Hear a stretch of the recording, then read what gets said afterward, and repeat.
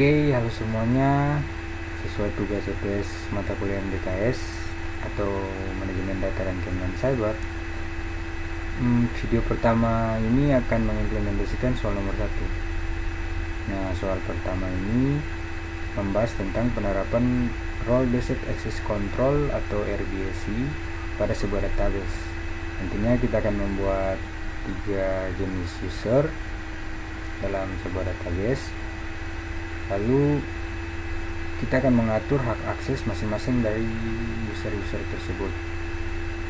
Supaya apa? Supaya hanya bisa melakukan tindakan yang sesuai dengan peran mereka masing-masing. Nah, tujuannya itu untuk memperhatikan bagaimana kontrol akses mencegah aksi yang tidak semestinya serta menjaga keamanan dan integritas data. Oke, selanjutnya kita langsung saja ke praktiknya. Sini saya sudah masuk ke server Ubuntu saya.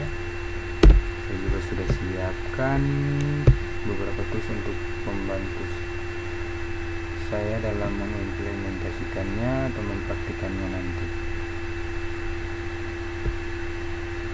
Oke, di sini ada terminal bawaan dari Ubuntu, terus juga ada browser untuk kita bisa coba buka PHP My Admin. Terus juga ada catatan di sini berisi source code atau query yang saya catat agar mempermudah saya nanti dan juga mempersingkat waktu.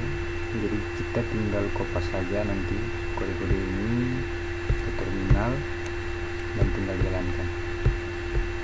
Oke, di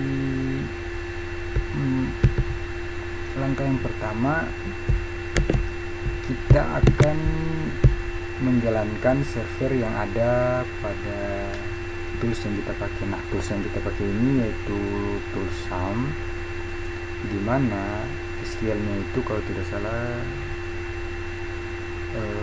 MariaDB. Itu bawaan dari SAM sendiri untuk MySQL-nya, dan untuk di sini kita bisa langsung enter kodenya, enter sekali lagi untuk melihat. Nah, di sini sudah berhasil running. Ada 3 server, ada Apache, MySQL, ada Pro V2D. Nah, kalau sudah running begini, kita juga bisa langsung mengakses PHP My Admin di browser. Nah, ini tampilannya. Oh ya, di sini saya juga sudah buat sebuah database. Nah, database ini berisi beberapa tabel. Di dalamnya ada admin, bank, mahasiswa, petugas, dan transaksi. Jadi untuk implementasi soalnya di sini saya pakai database ini yang sudah saya buat. Dan sebetulnya database ini saya buat untuk sebuah sistem yang saya coba rancang sendiri, dimana sistem itu berfungsi sebagai keuangan digital untuk mahasiswa. Jadi nanti kita akan coba mengimplementasikan tugas atau soal nomor 1 ini pada database yang sudah ada ini dengan nama db_eps_mdks. Nah, oke, selanjutnya kita langsung saja masuk ke SQL nya. Berikut adalah perintahnya, langsung enter. Nah, di sini kita sudah berhasil masuk sebagai repo. Ada di sini jelas ada MariaDB. Itu adalah, sekali lagi, itu adalah bawaan dari SQL, bawaan dari SAM. Oke. Nah, langkah berikut kita akan melihat database-nya apa saja. Terus kita akan masuk database-nya ke tujuan kita, dan kita bisa select database-nya. sini bisa kita lihat. Sini ada database yang mau kita tuju. Terus kita sudah berhasil masuk dengan perintah use ke database-nya. Kita juga bisa select database-nya. Oke, untuk langkah berikut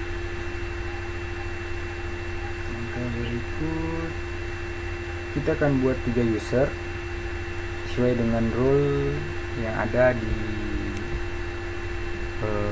database ini. Ada admin, ada petugas, dan customer. Admin user sebagai petugas, terus customer sebagai mahasiswa ya. Oke, kita akan buat dengan kode ini.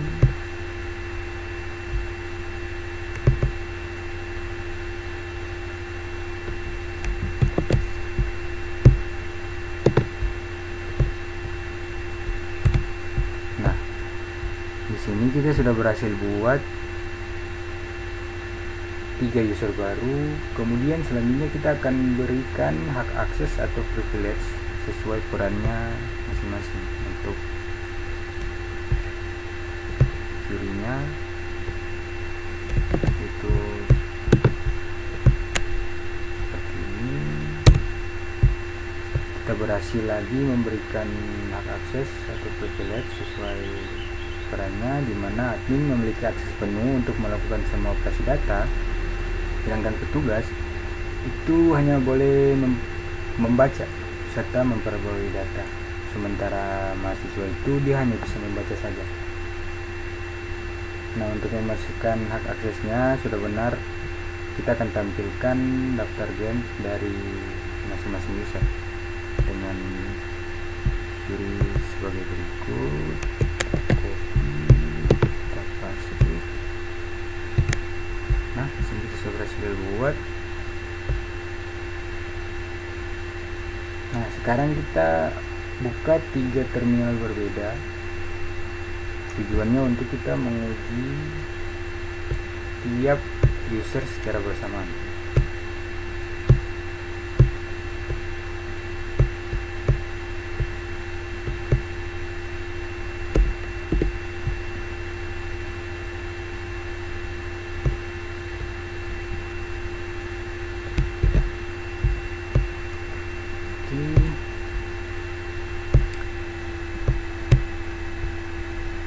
Nah, ini perintah untuk masuk sebagai admin. Kita masukkan dulu kode password Ubuntu kita.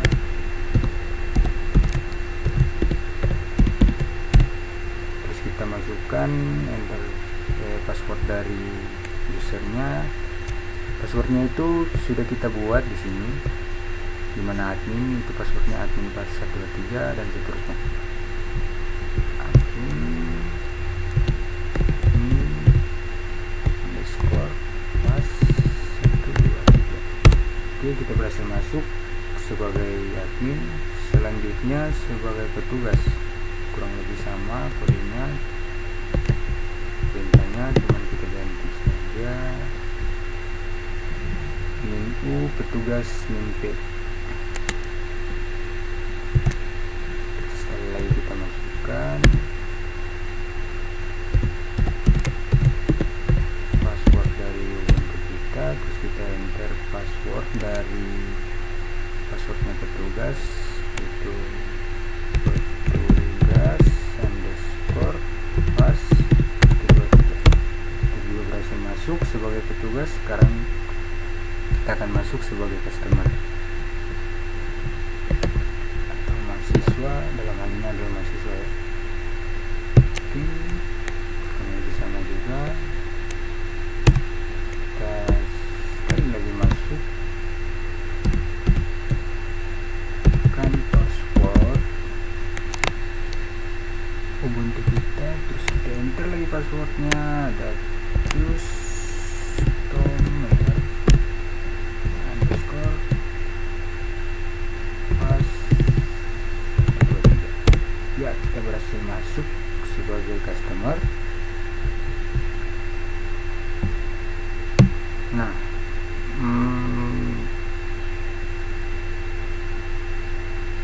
Sekarang kita akan mulai uji akses. Yang pertama yaitu kita uji semua user mencoba menampilkan data mahasiswa. Nah, karena semua akses punya select, seharusnya hasilnya bisa muncul untuk semua, jadi kita tentukan satu saja. Sini kita coba pakai bebas ya, pakai apa saja.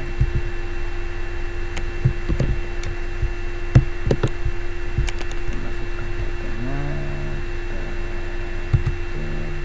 nah disini kita bisa select.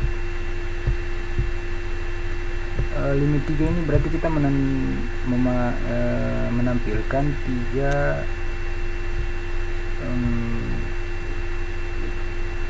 nilai, bisa dibilang 3 nilai atau 3 mahasiswa, 3 nama, 3 NIM juga bisa. Dari sini ada 50 mahasiswa, jadi kita menampilkan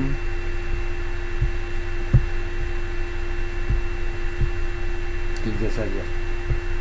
Terbukti di sini kita bisa select.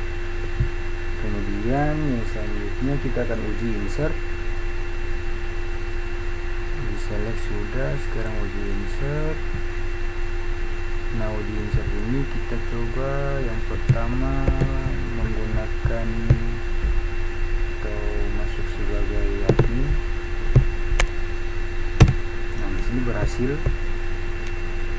Kita berhasil insert. Kita berhasil menambahkan data baru, ada NIM dan nama. Terus selanjutnya untuk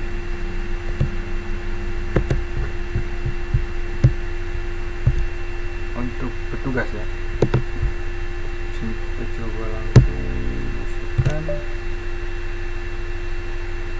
Nah, di sini petugas itu muncul pesan error karena memang dia tidak punya hak atau privilege untuk melakukan perintah tersebut.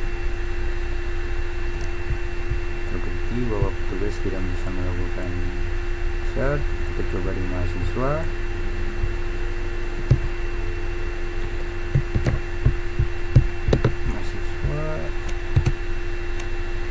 Juga karena memang keduanya tidak memiliki peran untuk insert atau menambahkan atau mengurangkan, ya menambahkan, insert, menambahkan apa saja, karena memang itu haknya dari user admin. Selanjutnya kita akan uji update dari ketiga user ini.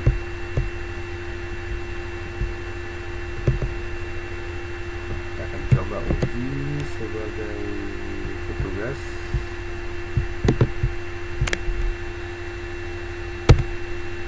Oke, sini petugas memiliki hak akses update karena memang sesuai yang kita bikin di awal tadi, dia punya hak akses berupa bisa update sebuah data. Kemudian kita coba sebagai mahasiswa atau customer, bukan bisa, tidak bisa memang karena tidak memiliki akses. Selanjutnya untuk mahasiswa apakah bisa? Jawabannya mungkin kita sudah tahu bersama bahwa memang itu tugas atau haknya admin. Oke, selanjutnya ada delete. Nah, untuk delete ini sudah pasti bahwa memang hanya bisa dilakukan oleh admin. Kita coba uji coba. Oke, sudah terbukti bisa. Kemudian kita akan coba untuk salah satunya saja dari petugas. Nah, petugas ini tidak akan bisa menghapus sebuah data. muncul pesan error, terbukti tidak bisa, mengirim hasilnya juga pasti tidak bisa, sama juga pesan error. Oke.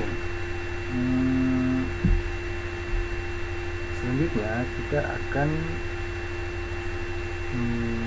kembali ke terminal utama. Di sana kita akan memastikan privilege ini dari masing-masing user benar-benar bersimpan dalam sistem ini. Caranya yaitu kita pakai query ini akan memperlihatkan preferensi.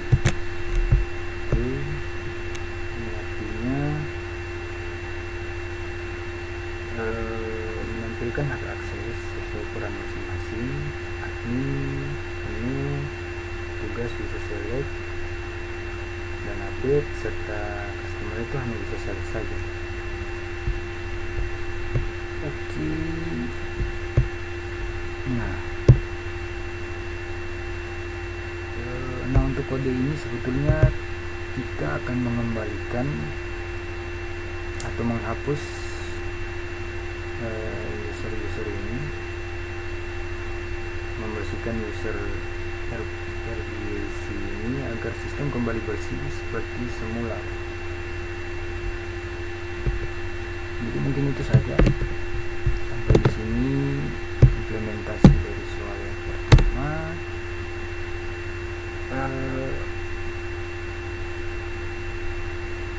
Dengan konsep ini kita tahu bahwa setiap user memiliki hak akses berbeda sesuai dengan tanggung jawabnya masing-masing,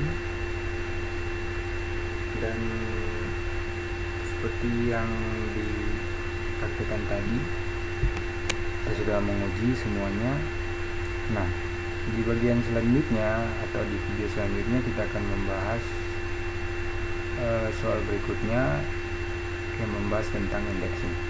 Mungkin sampai sini saja video saya untuk soal yang pertama ini. Terima kasih, sampai jumpa di video selanjutnya.